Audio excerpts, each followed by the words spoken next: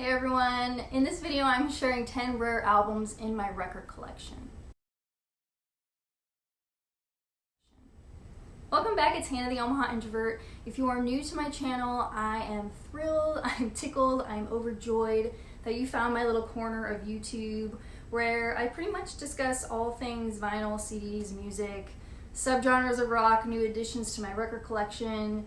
We recap vinyl road trips we've taken, yada yada yada. So thank you for being here. So there have been videos recently where people show 10 rare or obscure albums that haven't been shown in the vinyl community or that no one in the vinyl community has necessarily. And TKR Video Central is putting on a contest. I've only watched maybe 2 or 3 of these videos so far. There's lots of them. Vinyl Richie sent me here. So this is a contest response for TKR Video Central. I will leave a link to his channel in the description box below. You can enter me in if I follow the rules. If not, it's all good. I'm just having fun with this one and I love the topic.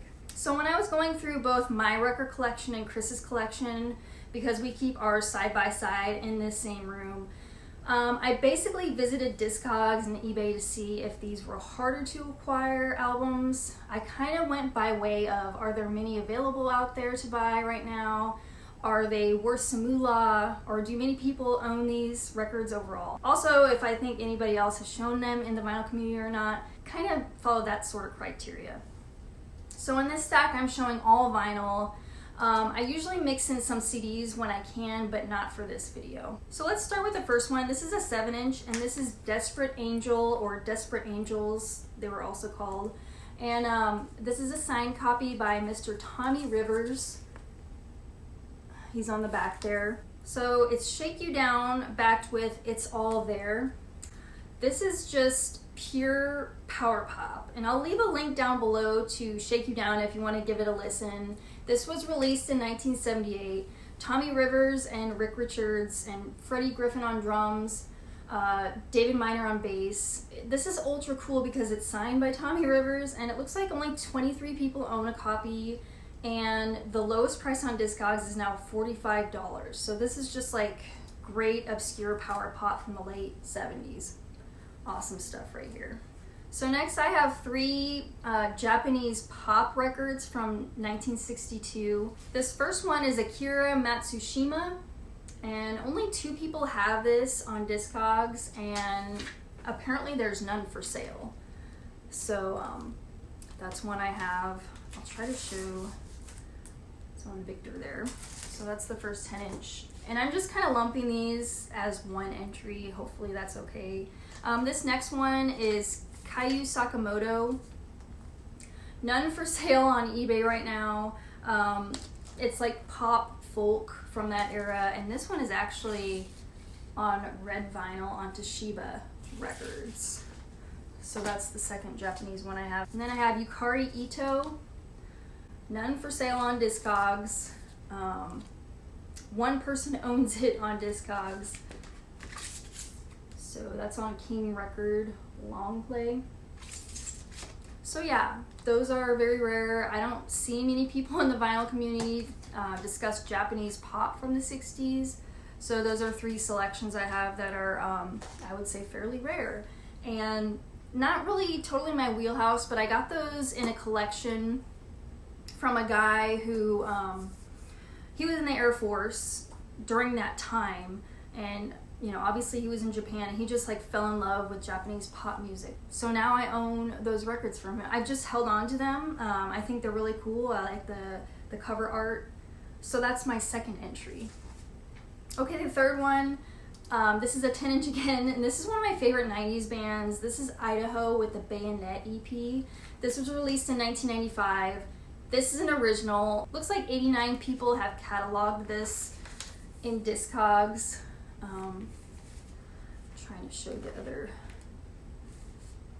right there. So there's 7 tracks on this. There's only 2 copies for sale on Discogs at the moment.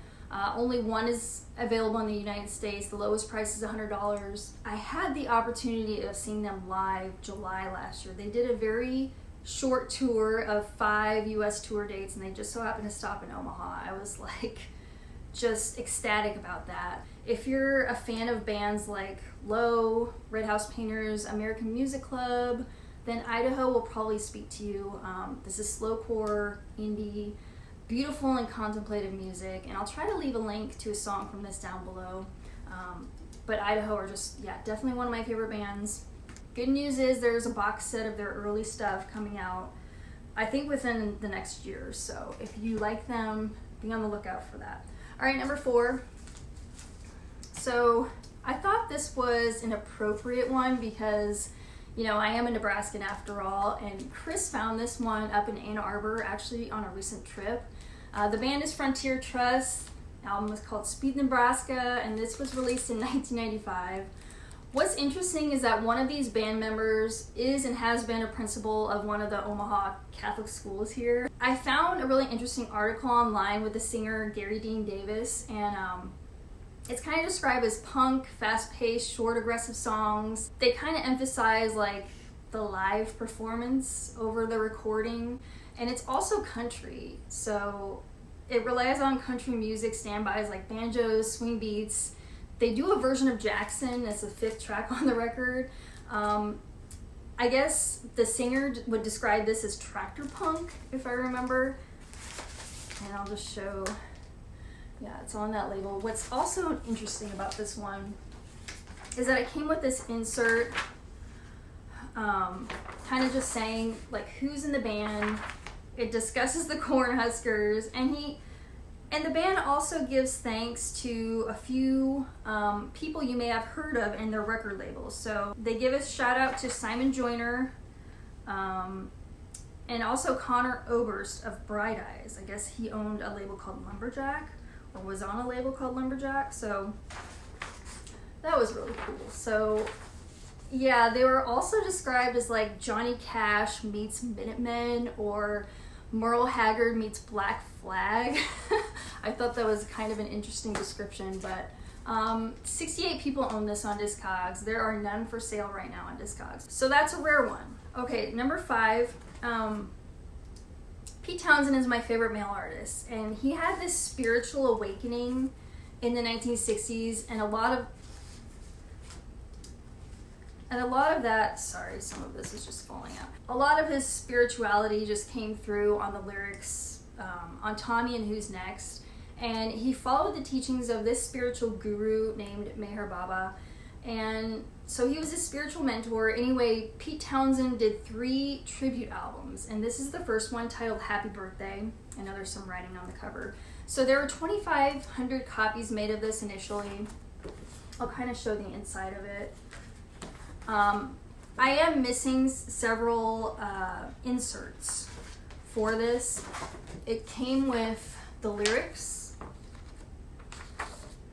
so that's neat. And I'm kind of having a hard time determining if this is an original. I think this is an original because on Discogs it said the original just has white labels, and I think the represses have text on the labels.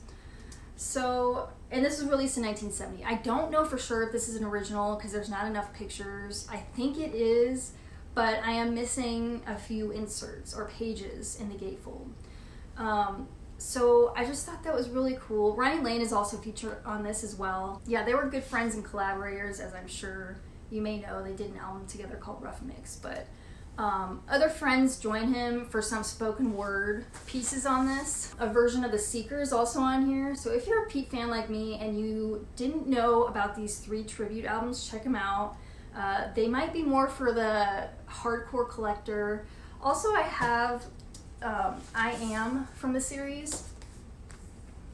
But again, I don't exactly know if this is an original. I mean, this piece back here, it's just a piece of paper taped on the back with the track listing, and this front piece is also taped on.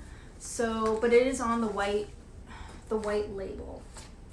So I have Happy Birthday and I Am, and I got those at a record show up in Tacoma, Washington.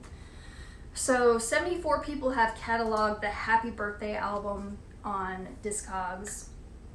There's a few up for sale on eBay at the moment, so I mean it's available, but I haven't seen anybody else show these in the vinyl community. They are pretty obscure releases from Mr. Pete Townsend, so I love having these.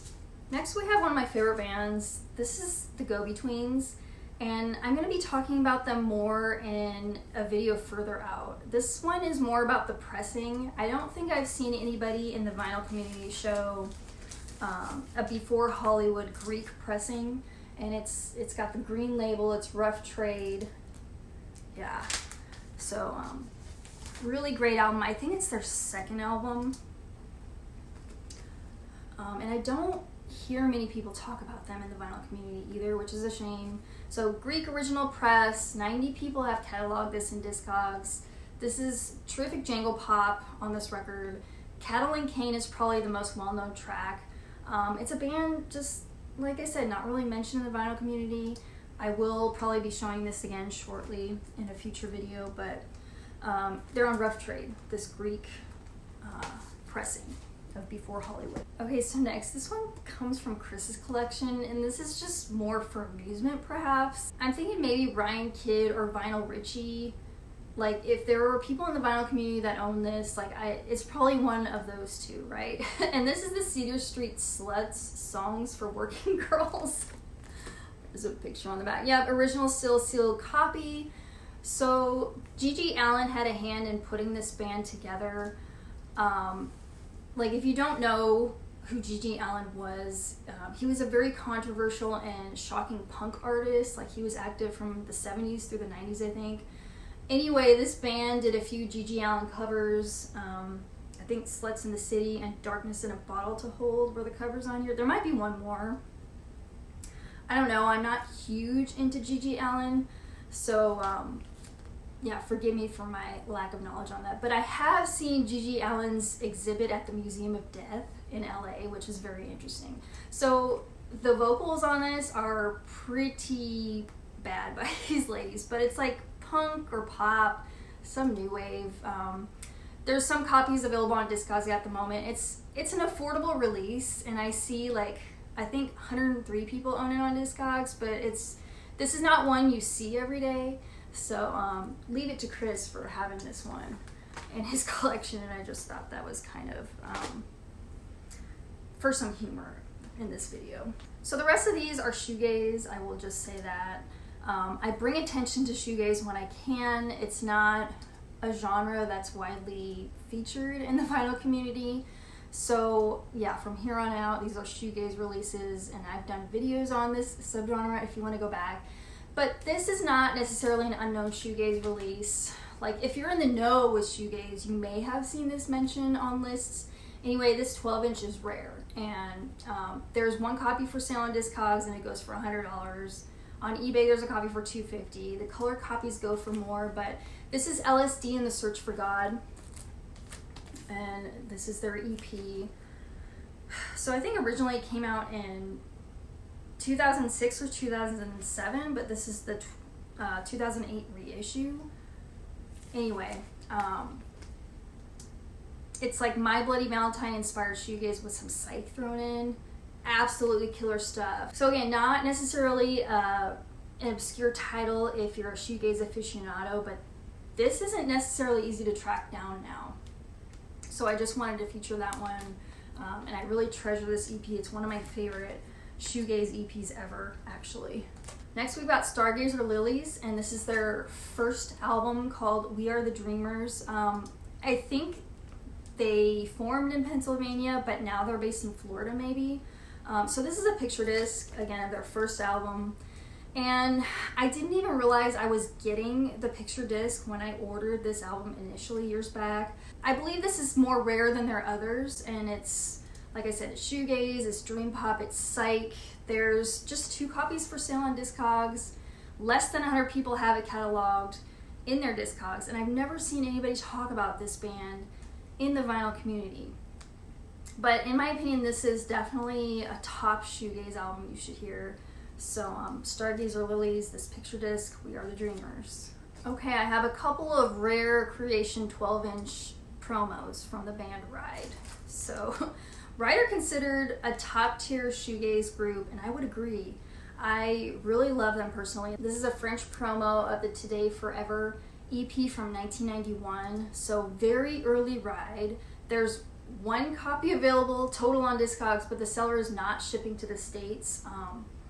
So also 3 of the songs on here appeared on the Vapor Trail CD single, and yeah, I can't believe I have this. Even on here it says extremely rare. So the white label promo for this ride, 12-inch.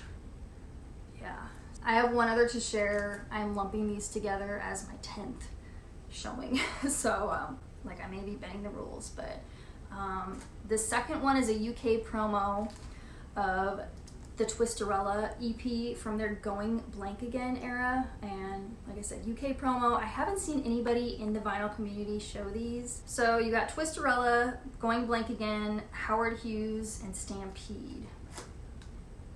Produced by Alan Moulder and Ride. So, yep, and that one's from 1992. So those are some rare albums from my collection that I don't think anybody in the vinyl community has shown or talked about. If so, my bad, right? This was still a fun exercise in seeing what's in my collection that is potentially a bit rare or unique, or just pieces I haven't seen my friends in this community show or discuss. Thank you for putting on this contest, TC. So we're going on a short road trip this weekend, and next week I would love to put out a genre-focused video. Stay tuned for that one, and I'll see you guys soon. Thank you so much for watching. Bye.